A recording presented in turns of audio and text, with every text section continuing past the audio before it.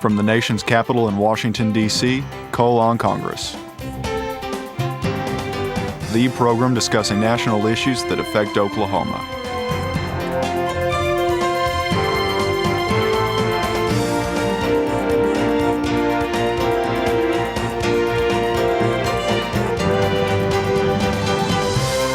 Your host, U.S. Representative Tom Cole. Thank you for joining me today for another episode of Cole on Congress. Today I'm pleased to welcome Congressman Steve Womack to the program. Steve is actually in his first term representing our neighboring state of Arkansas up in the northwest corner. He serves with me on the Appropriations Committee, something a lot of freshmen don't get to do.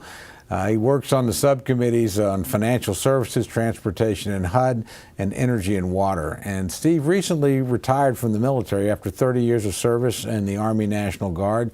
Thanks for being here. Tom, appreciate it. It is a great honor. What a great friend and mentor you are, and a great credit to the Sooner State. Well, you're nice to say that, but you're a credit to a lot more than the Sooner State. And we're going to talk a little bit about your military service in a moment. But you've been a successful business guy. You were obviously a very successful mayor in Rogers, Arkansas. Had served your country with distinction and in command of one of our units along the Egyptian-Israeli border in a peacekeeping surveillance capacity. Whatever possessed you after a wonderful life like that to run for Congress and throw in with a bunch of reprobates up here? You sound like my wife. Love of country is about as simple as I can make it. You know, I retired from the National Guard after 30 years in 2009. And I remember a conversation I had with a friend who asked me about my military service and the fact that I'd retired, whether or not I would miss my service in uniform. And I just remember asking the friend, do you have a hobby? Yes. What is it? Golf. Well, if I told you today that you could no longer play golf for the rest of your life, it would impact you. And that's how I felt about my military service. So I think deep down I was looking for another way to serve my country, and I found it. And boy, did it fill a void in my life, because serving in Congress is a very large undertaking. But serving my country is very important to me. It's very important to my family. My family has cumulatively more than 175 years of military service to our nation, and so I'm very proud of that. Well, you should be. And obviously you got here at an historic time with a historic class. 89 of you now with a couple of special election victories. I think clearly the most talked about freshman class since 1994. And not just because it returned Republicans to the majority, but because it came here a lot of different points of view, a lot of different parts of the country, but really united on cutting spending, restoring fiscal sanity to Washington, D.C., and trying to help us, turn the ship of state around a little bit. What's been the impression your first year in terms of the magnitude of the problems and what progress, if any? You know, that's a question we could probably spend a couple of hours talking about, but I think the collective opinion of my record-setting class is one of time is not on our side, and Washington has to change dramatically if there's going to be a future for the Republic. And we all came in here pretty well united in that message. And I think we've done a very admirable job of changing the conversation in Washington. You know, it's no longer about what new programs can we come up with and how can we spend more money and take more money from the people, but really the conversation is more about how do we cut. And there's something to be said about a deficit of $1 trillion+ a year and a $15 trillion debt that helps you change that conversation.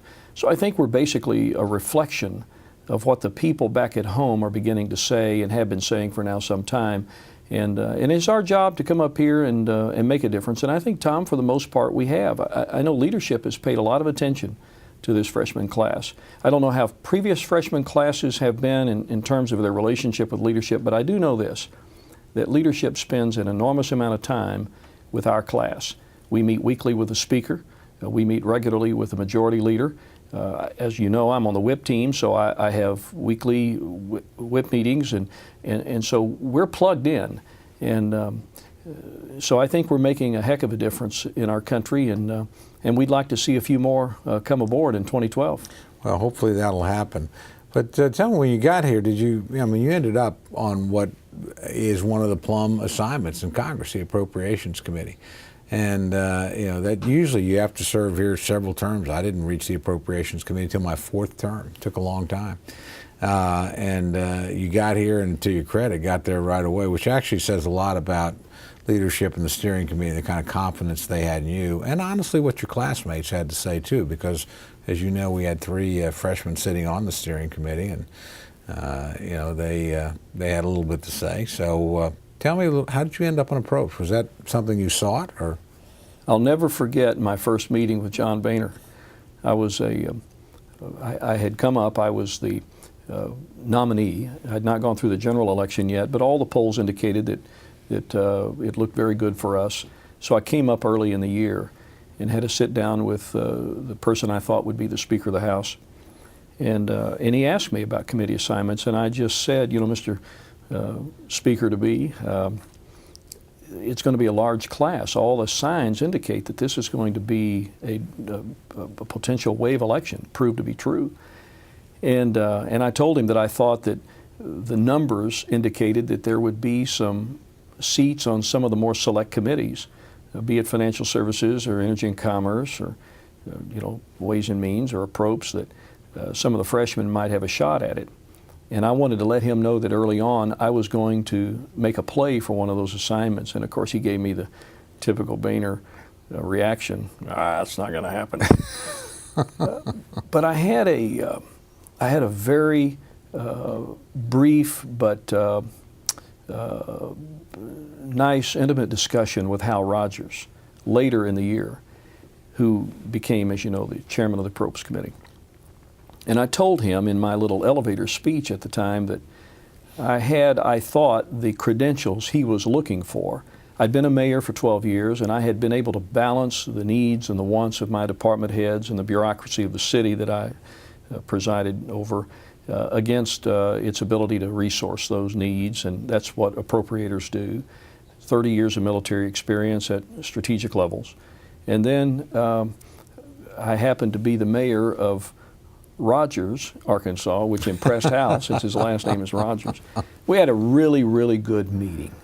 And I remember that day Hal telling me that, and I told him I came from a relatively safe district, not taking anything for granted, but I remember Hal telling me that that's the kind of person he needs on the committee. And if there are going to be freshmen, he thought I might make a pretty good candidate. And of course, the rest is history. Kevin Yoder from Kansas, as you know, and Alan Nunley from Mississippi are the other 2 freshmen. So it was a great honor, and it was even greater honor when Hal asked me to vice chair the Energy and Water Subcommittee. So, and back to your point about freshmen don't get there very often, I'm reminded of that by some of the more veteran members of Congress, that who look at you a little bit with a little bit of a lament about how did you get there, and I've been up here 2 or 3 terms or 5 terms and haven't landed on one of those committees. But it's a great honor, Tom, and it's I think, and I've told people, it speaks well of my district. I come from a very dynamic district with some pretty big names there, the Walmarts, the Tysons, the J.B. Hunts, University of Arkansas.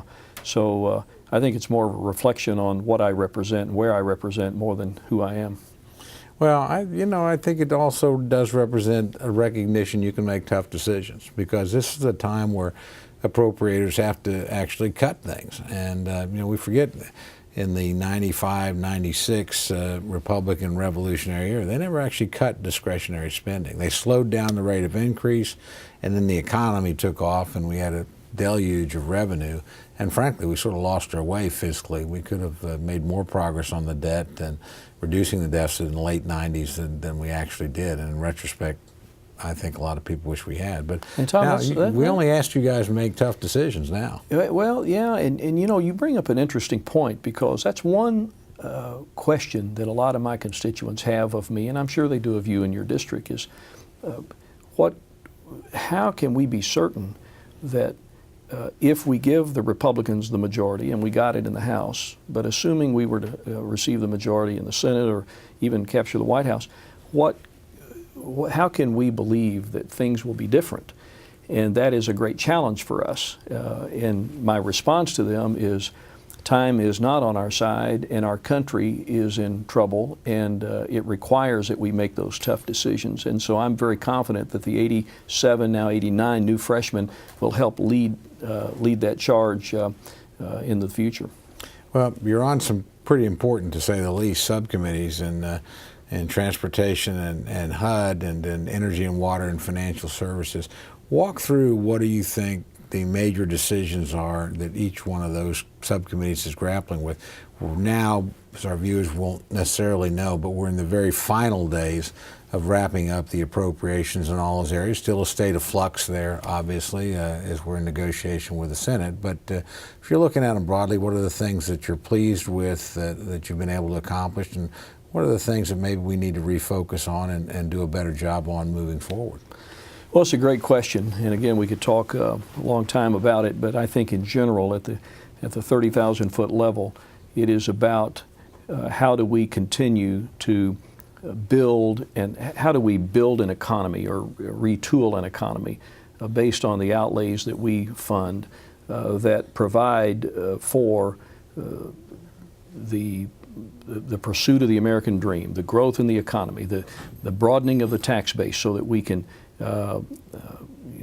live the entrepreneurial dream, have an idea, see that idea come to fruition, build a climate in which the job creator, the private sector job creator, can do what they do best. And every one of those entities has a vital part in that, whether it's financial services and general government, or be it the Energy and Water Subcommittee, or Transportation and HUD. So every one of them are fundamentally involved in it. But we know that we have to cut government. How do we cut government in such a way that it doesn't damage our ability to move this economy forward?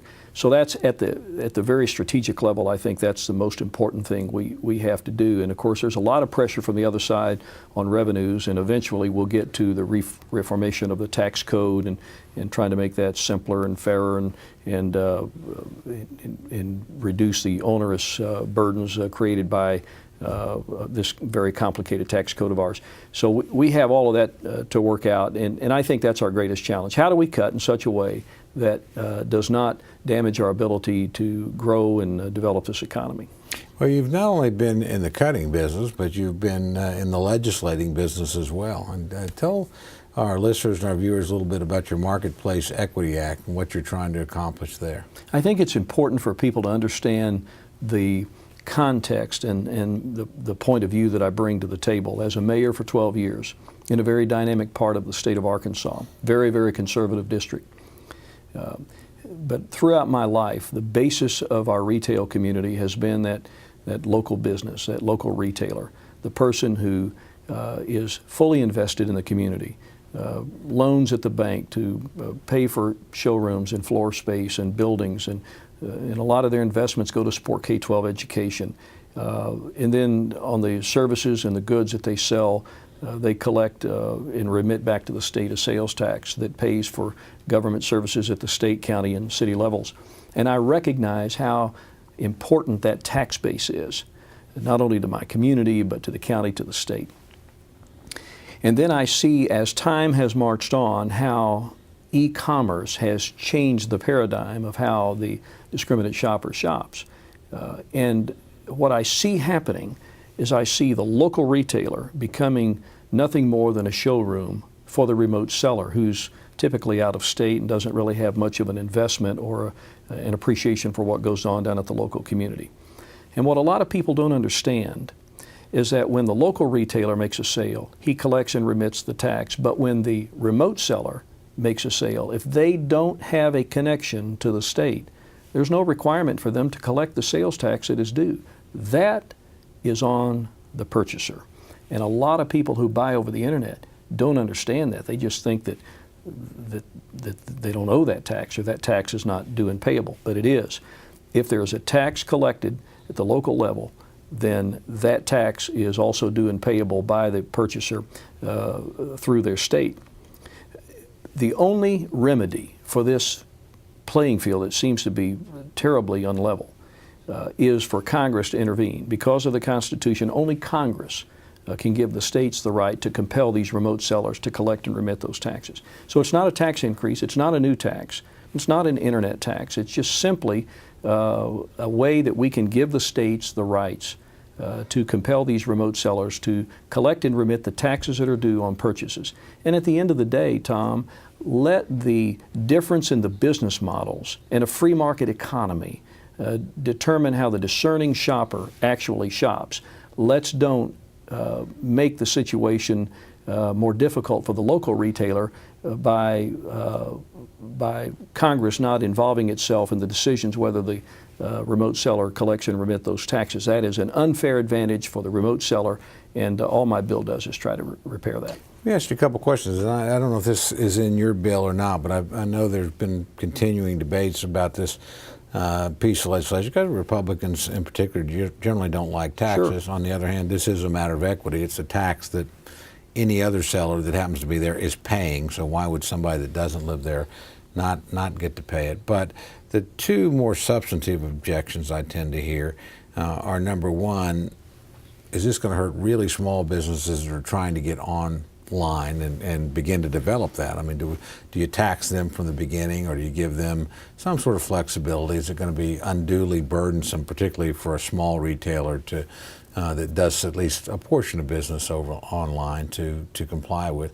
And then the second thing always gets down to the distribution of the tax itself. I mean, the zip codes obviously don't necessarily coincide with municipal units. Sure. And what have you. And so how do you make sure that, a guy that bought in a particular town, that money flows back to the place that he actually made the purchase from? Two very good questions. My bill does in fact give the states three different options. You can either charge a tax that is based on a blended rate, or you could do it at a destination rate, or you could do it on a statewide sales tax only. But the beauty about my bill is it gives the states the rights to determine what those ground rules are going to be. So we give them three options. And so, as in terms of what the tax is, how the tax is collected and remitted, that sort of thing, then it certainly just gives the states the rights to do that. Now, you had the two parts of that question. Well, the second part is, again, what do you do in terms of... Oh, the small business exemption, right. Yeah. And a good question. When we developed the bill, and by the way, Jackie Spears, my Democratic co-sponsor on it, when we developed the bill, we knew that we needed to have some protections in there for the entrepreneur who's trying to get established on the internet. And so I'm mindful of that. I'm very sensitive to the development of small business. So we placed in the legislation a kind of a max, or a floor, if you will. If a business is just starting out and does less than $100,000 statewide in business, or $1 million nationwide, then we exempt them from the requirements. Now, if the states decide that they want that floor to be higher, states have that option to do that. And in our Judiciary Committee hearing, we had a lot of discussion about what the small business exemption should be. Look, I'm not married necessarily to the $100,000, $1 million thresholds. I do think there needs to be a floor for protection for small business. But whatever those numbers need to be, we'll vet that out in committee and in a markup. And if it ever comes to the floor, then we hope to have that solved. Well, I think, again, the attractive feature of the bill, well, there's many attractive features, but one of them is exactly that. You're going to allow the states an enormous amount of latitude Absolutely. To fashion what they think makes the most sense for them. In a place like Oklahoma, sales tax is really the absolute backbone of municipal revenue. Oklahoma City gets over half of its revenue from its sales tax. So when they're missing large portions of the sales, that's millions of dollars that aren't going for local police, local fire, local sewer, local water. But the fact that they could sit down with their legislators in Oklahoma City and state capitol and work out a system that makes sense and has equity in it, I think will have an enormous amount of appeal. I mean, we don't want to be a one-stop shop up here where we design everything in Washington, D.C., because I guarantee you it won't work across 50 states. And I think we could all agree that in particularly matters of public safety, local police, local fire, that if in fact revenues were to decrease to a certain level, as a result of the closure of retail business because of the lack of a competitive atmosphere out there, that my bill would fix, But if we were to see revenues decrease to a certain level, those revenues have to be made up somewhere else. So there's a potential for local governments to compensate for those losses in other ways, which would mean tax increases on people. So that's why I think the bill is so very important. Ours is not very instructive. We have very few instructive rules in it. Previous attempts to fix this problem were way too instructive. So I like our bill. The Marketplace Equity Act, I think, does it in a more responsible way and gives the states pretty much the authority to do it. I want to move in an area that I really hadn't warned you of a little bit, but it's ground I think you're going to be very comfortable on. That's the military, and particularly the Middle East. I mean, you're someone who's devoted 30 years of service and served in. Interesting would be too mundane a word to say, but literally along the Israeli-Egyptian border. We're now at a point of great sensitivity there with the Arab Spring in Egypt, increase in cross-border activity, cutting off of natural gas supplies to Israel. I just asked you to take your military and your experience literally on the ground and sort of look forward and think, what are the things we ought to be concerned about? What are the things we ought to be focused on in that theater? And then I want to ask you in a minute, more broadly, because we are in a period of fiscal restraint and austerity here. We're going to cut the size of the Army, going to cut the size of the Marine Corps. Not something I particularly like, but something that's sort of baked in the cake at this point. What are your concerns longer term about literally the defense of the United States? Well, and by the way, the subject of my military experience in the Middle East will be of interest to a lot of the Sooner State, because two deployments following mine, the 45th Brigade, Absolutely. as you know, did the MFO mission in the Sinai. So people watching this program probably either have participated or know somebody that has participated as a result of the 45th Brigade doing the same mission. They followed Oregon, which followed my battalion. Obviously, Israel is of a very serious interest on our part. They're a great partner in the Middle East, and I have very strong feelings about how we should approach our relationship with Israel, and I think it should be stronger. And that said, for all the reasons you've already articulated, the Arab Spring and all of the unrest and the overthrow of dictators and the change of government structures, there is a real opportunity for success in some form of democracy over there in a lot of those countries. And I don't think the time is right for us to just move out of the area and let happen what happens. I think that process needs to be shepherded somewhat based on our leadership. And I'm very concerned about what's going to result from a lot of the changes, like particularly in Egypt, where you've got a very fragile environment there. And how that area evolves in the next several years is going to be of particular importance to us for a lot of reasons, to include Israel, and also for energy purposes. So I'm deeply concerned about what we are doing or not doing in that region. And I'm also very concerned about the development of terror cells and networks, and obviously there are people over there that don't particularly care for the way we live and would like to influence some change in this country in a terrorist sort of way. That's already played out 10 years ago, and I think it will continue to play out if we're not careful, which is a great segue into what you just talked about a moment ago about the cuts in our national defense. I'm very concerned about now that the Super Committee has failed, the trigger of sequester and what it does in forcing upon our nation's military hundreds of billions of dollars more in cuts over the next 10 years. And look, I think people who are not really acquainted with history, as they say, are doomed to repeat it. And this is not the time for us to hollow out this military. It's still a very unstable world, and we still have a lot of interests scattered around the globe, and we have to be very careful that we don't diminish our ability to project power into those areas. And I think that the kind of cuts that we're talking about that would be triggered as a result of sequester, are the kind that could really gut a military and diminish our ability to project power where we need to project it and at the time we need to project it. Yeah, one of the things that does concern me, and I see this, we've had obviously 9 years in Iraq. That's coming to an end. We're still very heavily engaged in Afghanistan, and Americans wonder why us, but what's happening in Egypt, where you served, is probably the most important event since the fall of the Berlin Wall and the collapse of communism. I mean, this is literally of earth-shaking importance because it's happening region-wide and it's shaking the very foundations of a region. And the consequences for us will be enormous. And were there to be, let's just take war between Israel and Egypt, I always tell my constituents when they ask me at town halls why we maintain, we invest heavily in Israel, we invest heavily in Egypt. And I said, well, how'd you like your gasoline prices to double overnight? I mean, you have an Egyptian-Israeli war.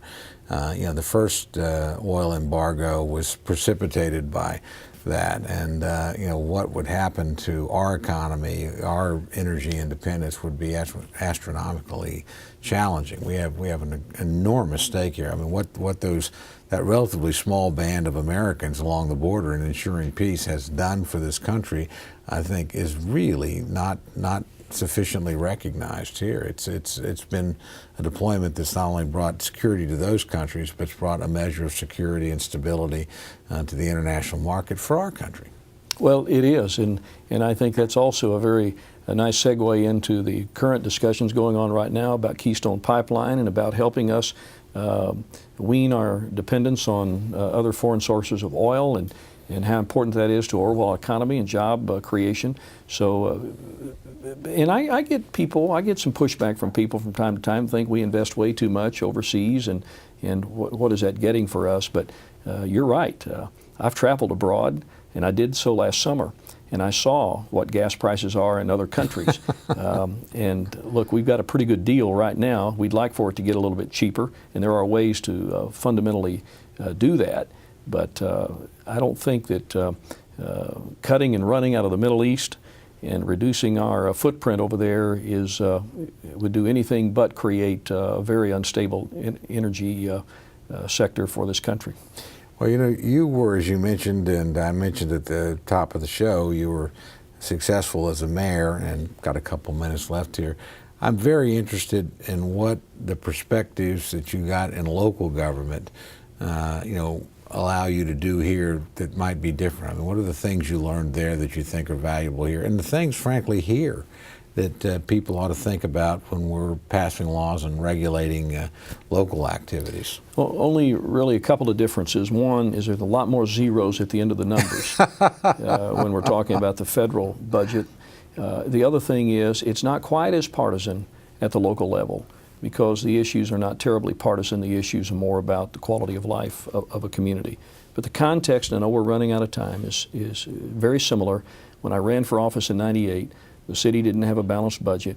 The bureaucracy was kind of in the way. It suffered from poor leadership, spent more than it made, and just was kind of out of control. That's exactly what I found in 2010 when I decided to run for Congress. I was not confident in the leadership. We spend money we don't have, borrow a lot to finance government operations, and at the end of the day, the two issues were pretty similar.